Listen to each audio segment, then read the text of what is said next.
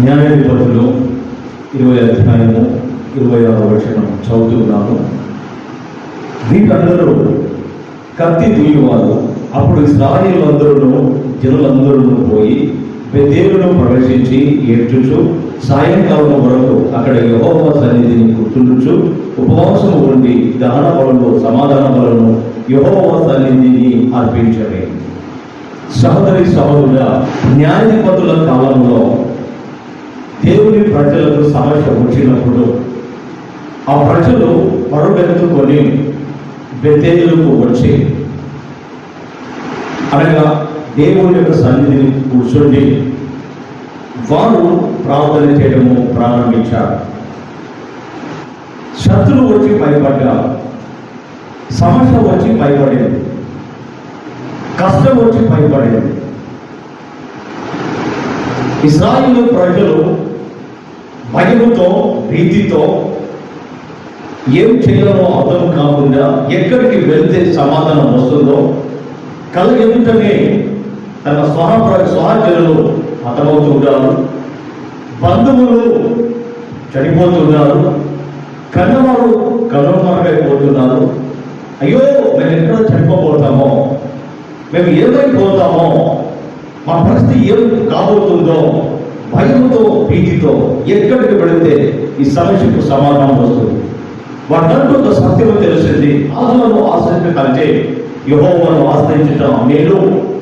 మనుషులను నమ్ముట కంటే దేవుని నమ్ముట మేలు అనే సత్యాన్ని గ్రహించిన ఆ ప్రజలు పడుకున్న బెతేలులకు వచ్చారు. కారణం ఏంటంటే బెతేలులో దేవుడు ఉన్నాడు.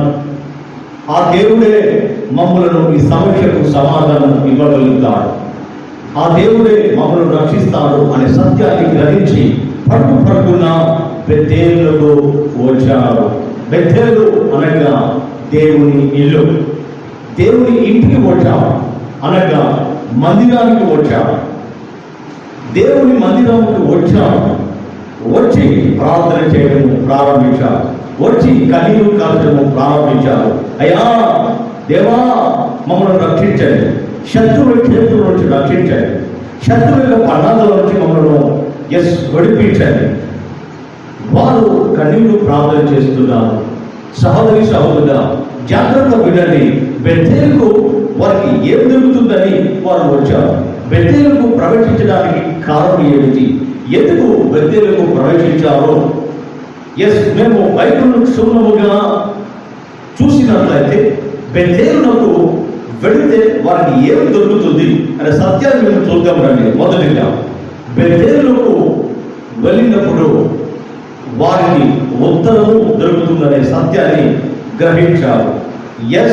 ఆదికాండము 35వ అధ్యాయంలో ఇక్కడ యాకోబు అంటున్నాడు, లేచి మనం బెతేలునకు వెళదాం, అక్కడ దేవుడు మాకు ఉత్తరము ఇస్తాడు.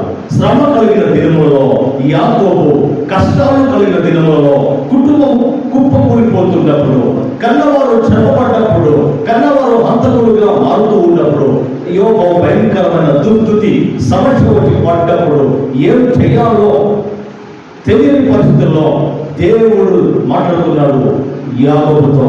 యాకోబు అంటున్నాడు తన ప్రజలతో, జనులతో, లల్లి బెతేలుకు వెళదాం, అక్కడ ఏం జరుగుతుంది? దేవుడు మాకు ఉత్తరం ఇస్తాడు, మా సమస్యకు సమాధానం ఇస్తాడు, మా ప్రశ్నకు జవాబు ఇస్తాడు, మా కష్టాలకు ఖచ్చితంగా దేవుడు గొప్ప కార్యం వల్ల మా కష్టములకు సమాధానం ఇస్తాడు అని చెప్పేసి వారు బెతేలుకు వెళ్ళినప్పుడు బెతేలులో వారికి దేవుడు ఉత్తరం ఇచ్చాడు. హల్లెలూయా. రెండవదిగా బెతేలులో వారితో దేవుడు మాట్లాడతాడు. 35వ అధ్యాయంలో అదే 15వ వచనం, తనతో దేవుడు మాట్లాడిన చోటికి యాకోబు బెతేలు అని పేరు పెట్టాడు. ఎందుకు బెతేలుకు వెళుతున్నారు తెలుసా? ఇశ్రాయేలు ప్రజలు వారు సమస్య కలిగినప్పుడు, కష్టం కలిగినప్పుడు, ఇబ్బంది కలిగినప్పుడు, శత్రువు వచ్చి సమరిస్తున్నప్పుడు, సమస్య వచ్చి తలకిందులు చేస్తున్నప్పుడు బెతేలుకు ఎందుకు వెళుతున్నాడు అంటే అక్కడ దేవుడు మాకు ఉత్తరం ఇస్తాడు. అక్కడ దేవుడు మాతో మాట్లాడతాడు. ఆ మాటల వల్ల మేము ధైర్యం పొందుకొని సమాధానం పొందుకుంటామని సత్యము అనుగ్రహించిన ఇశ్రాయేలు ప్రజలు దేవుని దగ్గరకు వచ్చారు. మూడవదిగా ఎందుకు ఇశ్రాయేలు ప్రజలు బెతేలుకు వచ్చారంటే చూద్దాం రండి. బెతేలుకు న్యాయాధిపతులు 1వ అధ్యాయంలో చూసినట్లయితే చూద్దాం. న్యాయాధిపతులు 1వ అధ్యాయము 22వ వచనంలో చూసినట్లయితే అక్కడ చక్కని మాట రాయబడి ఉంటుంది. యోసేపు ఇంటి వారు బెతేలుకు వెళ్ళినప్పుడు యెహోవా వారికి తోడై ఉండే. యోసేపు ఇంటి వారు బెతేలుకు వెళ్ళినప్పుడు దేవుడు వారికి తోడై ఉన్నాడు. దేవుడు తోడై ఉండడం వల్ల వారికి ఏ భయం ఏ భీతి ఉండదు అనే సత్యాన్ని గ్రహించిన ఆ యోసేపు ఇంటి వారు బెతేలుకు వెళ్ళారు. గొప్పగా బ్లెస్ చేయబడ్డారు, ఆశీర్వదించబడ్డారు. అదే విధంగా ఇశ్రాయేలు ప్రజలు ఎందుకు బెతేలుకు వచ్చారు? ఎందుకు బెతేలుకు వచ్చి వారు కన్నీరు కాల్చి ప్రార్థన చేయడం మొదలు పెట్టారు తెలుసా? దేవుడు మాకు తోడై ఉంటాడు. ఈ సమస్యలో దేవుడు మాకు తోడై ఉంటాడు. ఈ కష్టాల్లో దేవుడు మాకు తోడై ఉంటాడు. ఇబ్బందులు దేవుడు మాకు తోడై ఉంటాడు అనే సత్యాన్ని గ్రహించి ఇశ్రాయేలు ప్రజలు దేవుని దగ్గరకు వచ్చారు. నంబర్ 4 బెతేలుకు ఎందుకు ఇశ్రాయేలు ప్రజలు వచ్చారంటే హోషేయ గ్రంథము 12వ అధ్యాయం 4వ వచనంలో అక్కడ బెతేలులో వారు వెళ్ళినప్పుడు ఆయన వారికి ప్రత్యక్షమయ్యాడు అని రాయబడి ఉంది. ఇశ్రాయేలు ప్రజలు దేవుని దగ్గరకు వెళ్ళినప్పుడు, మందిరానికి వెళ్ళినప్పుడు, సన్నిధికి వెళ్ళినప్పుడు, బెతేలుకు వెళ్ళినప్పుడు దేవుడు వారు ప్రత్యక్షమవ్వడని సత్యాన్ని గ్రహించారు. కాబట్టి ఆ రోజు యాకోబు వెళ్ళినట్లుగా, యోసేపు ఇంటి వారు వెళ్ళినట్లుగా ఇశ్రాయేలు ప్రజలు కూడా వాళ్ళు కష్టం వచ్చినప్పుడు, సమస్య వచ్చినప్పుడు, ఆటంకం వచ్చినప్పుడు వాళ్ళు పడుకున్న దేవుని మందిరానికి వచ్చావు, పడుకున్న దేవుని సన్నిధికి వచ్చావు, అనగా దేవుని యొక్క మందిరానికి వచ్చారు, దేవునికి వచ్చారు. కారణం దేవుడు మాకు ఉత్తరం ఇస్తాడు, దేవుడు మా తోడై ఉంటాడు, దేవుడు అక్కడ మాతో మాట్లాడతాడు, దేవుడు మాకు ప్రత్యక్షమవుతాడు అనే సత్యాన్ని గ్రహించిన ఆనాడు ఇశ్రాయేలు ప్రజలు గబగబ శత్రువుపై పడ్డప్పుడు బెతేలుకు వచ్చారు, కన్నీరు కార్చారు. కాబట్టి దేవుడు వారు గొప్ప సమాధానము దయచేశారు. వాక్యం వినే సహోదరి సహోదరా, ఈరోజు నువ్వు కలిగిన కష్టాలను బట్టి, నువ్వు కలిగిన సమస్యలను బట్టి, నువ్వు కలిగిన ఆర్థిక ఇబ్బందులు బట్టి, నువ్వు కలిగిన అనారోగ్య పరిస్థితులు బట్టి ఇష్టాల గుండా, కన్నీళ్ళు గుండా వెళుతూ ఉండగా సమస్యలు వచ్చి భయపడ్డాయి. ఎలా కుటుంబాన్ని పోషించాలో, ఎలా పిల్లలను పెంచాలో, ఏ విధంగా అయ్యో నా జీవితాన్ని గడపాలో తెలియకుండా కష్టాలు వచ్చి భయపడ్డప్పుడు, సమస్యలు వచ్చి భయపడ్డప్పుడు ఎక్కడెక్కడికో వస్తున్నావు కాదు, ఎక్కడెక్కడికో పరిగెడుతున్నావు కాదు, ఎక్కడెక్కడో కూర్చుంటున్నావు కాదు. ఇక్కడెక్కడ కూర్చున్నా ప్రతిఫలం లేకుండా, ఎక్కడెక్కడ పరుగులు తీసినా అక్కడ ప్రయోజనం రాకుండా ఎన్నో ప్రయాసపడ్డావు, తగిన ప్రతిఫలము లేదు. కానీ ఆ రోజు ఇశ్రాయేలు దేవుని దగ్గరికి వచ్చారు, గొప్ప దీవెనలు పొందుకున్నారు. ఈరోజు వాక్యం సహోదరి సహోదరా, నువ్వు కలిగిన సమస్యలను బట్టి, కలిగిన కష్టాలను బట్టి, కలిగిన ఇబ్బందులను బట్టి, ఆర్థిక సమస్యలను బట్టి, అనారోగ్యాన్ని బట్టి, ఈరోజు ఏ సమస్య నువ్వు కలిగి ఉన్నావో దాన్ని బట్టి నువ్వు పడుకున్నా నువ్వు దేవుని సన్నిధికి అనగా దేవుని సన్నిధికి, దేవుని మందిరానికి నువ్వు వచ్చినట్లయితే అక్కడ నీకు సమాధానం దొరుకుతుంది, సమస్యకు సమాధానం దొరుకుతుంది, సమస్యకు ఖచ్చితముగా సురక్షితమైన సమాధానం దొరుకుతుంది. అప్పుడు నువ్వు క్షేమంగాను, ఆరోగ్యంగాను, ఆత్మీయంగాను, ఆధ్యాత్మికంగాను నువ్వు చేసే ప్రతి పనిలో సమాధానం నువ్వు కావాలంటే దేవుని దగ్గర వచ్చినప్పుడు, దేవుని సన్నిధిలో వచ్చినప్పుడు దేవుడు ప్రత్యక్షం అవుతాడు. దేవుని సన్నిధికి వచ్చినప్పుడు దేవుడు నీతో మాట్లాడతాడు. దేవుని సన్నిధికి వచ్చినప్పుడు దేవుడు నీ తోడై ఉంటాడు. దేవుడి సన్నిధికి వచ్చినప్పుడు దేవుడు నీకు ఉత్తరం ఇస్తాడు. నీ యొక్క ప్రయాణంలో, నీ పనులలో, నీ ప్రయత్నాలలో, నీ పరిచయలో దేవుడు తోడై ఉండి ఉత్తరం ఇచ్చి నేను నడిపిస్తాడు. అందులో సందేహము లేదు. అయితే ఈరోజు ఎక్కడికి వెళ్తున్నాం, ఎక్కడెక్కడ కూర్చుంటున్నావు. గమనించండి, ఆ రోజు దేవుని దగ్గర వచ్చి వాళ్ళు ప్రార్థన చేస్తున్నారు, దేవుని సన్నిధిలో కూర్చుంటున్నారు. దేవుని సన్నిధికి కూర్చుని కోరుకున్నది ఏమిటో తెలుసా?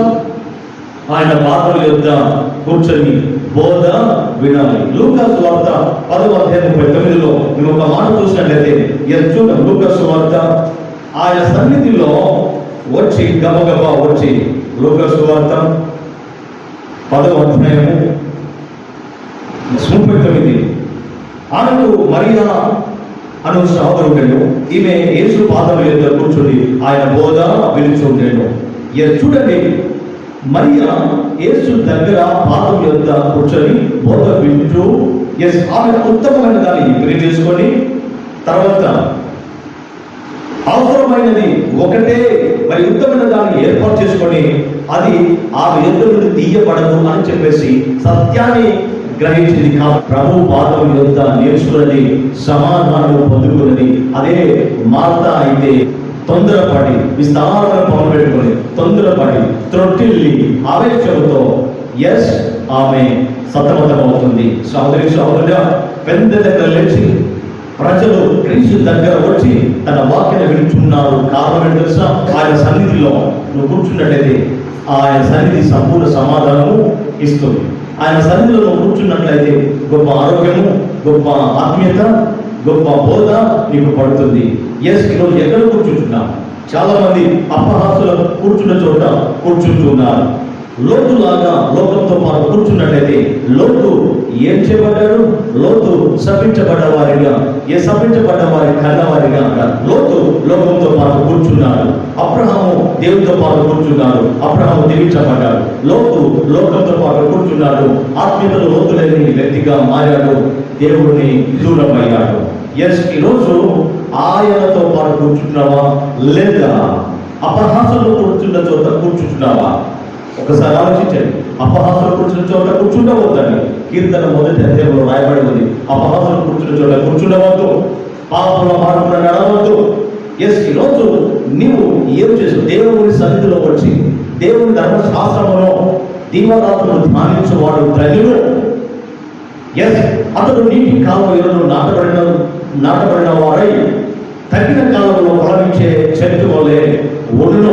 ఆయన చేసినదంతా సఫలమవును. ఈరోజు నువ్వు చేసినదంతా సఫలం కావాలి అంటే మరియలాగా దేవుడి పాదసన్నిధికి వచ్చి, అనగా మందిరానికి వచ్చి నీ సమస్య చెప్పుకున్నట్లయితే, దేవుడి యొక్క నువ్వు బోధ నేర్చుకున్నట్లయితే, దేవుడి యొక్క సమాధానము నువ్వు కలిగి ఉన్నట్లయితే సాక్షిగా జీవించగలవు. అనేక మందికి మాదిరిగా జీవించగలవు. సమస్య వచ్చినప్పుడు అక్కడ ఇక్కడ పడిపోవు, అక్కడ ఇక్కడ పరిగెత్తుకోకుండా, అక్కడ ఇక్కడ పడిపోకుండా, అక్కడ ఇక్కడ వెళ్ళి పాడైపోకుండా ప్రభు పాదము దగ్గర వచ్చి నువ్వు కన్నీరు కాల్చి ప్రార్థన చేసినట్లయితే నీ సమస్యకు సమాధానం వస్తుంది. ప్రియ సహోదరి సహోదరుడా, వింటున్నావా? ఈరోజు దేవుడికి మేలు చేయాలని దేవుడు మాట్లాడుతున్నాడు. బెతేలు అనుభవం కూడా వెళ్ళినట్లయితే దేవుడిని ఉత్తరం ఇస్తాడు. బెతేలు అనుభవం కూడా వెళ్ళినట్లయితే దేవుడు నీతో ఉంటాను, దేవుడికి ప్రత్యక్షం అవుతాను, దేవుడు చేస్తున్న పనులు సహకరిస్తాడు, దేవుడు తోడై ఉంటాడు. ఇశ్రాయేలు ప్రజలు రక్షించిన దేవుడు, ఇస్సాకు యాకోబుల దేవుడు, వారిని తోడై ఉంది, వారిని దీవించిన దేవుడు ఈరోజు నీకు తోడై ఉంది, మీకు తోడై ఉంది, మిమ్మల్ని దీవించబోతున్నాడు. నమ్మినట్లయితే ప్రార్థన చేద్దామా? అవును దేవా, సమస్య వచ్చినప్పుడు, కష్టాలు వచ్చినప్పుడు, కన్నీళ్లు కాలుస్తున్నప్పుడు, ఇక నేను బ్రతకలేదు, నా పని అయిపోయింది అని అన్నప్పుడు అయ్యా పరుగు సరిలో వస్తే సమాధానం వస్తుందని మాతో సూచిగా మాట్లాడారు. అయ్యో ఇంతవరకు అయ్యా ఎక్కడెక్కడో తిరిగాను, ఎన్నో ఖర్చు పెట్టాను, ఎన్నో ప్రయత్నం చేశాను, ప్రయత్నం లేదో, కానీ ఈరోజు నాతో మాట్లాడావు. నువ్వు కలిగిన కష్టాలను బట్టి, ఈ సమస్యను బట్టి ప్రభు దగ్గర దేవుడికి వచ్చినట్లయితే ప్రభు మాట్లాడతాడు. కానీ ఈరోజే ఆయన అప్పగించుకొని ప్రతి నమూనాలు కొంతకాలం ఉన్నాయట. ఆయన కొరకు జీవించబడదు, అద్భుతంగా అనేక మందికి అంతరంగా ఉండకూడదు. ఈ దగ్గర వచ్చి సమాధానం పొందిన రూపం మాకు దయచేయమని యేసు నామములో వేడుకొని ప్రార్థిస్తూ ఉన్నాము తండ్రి. ఆమె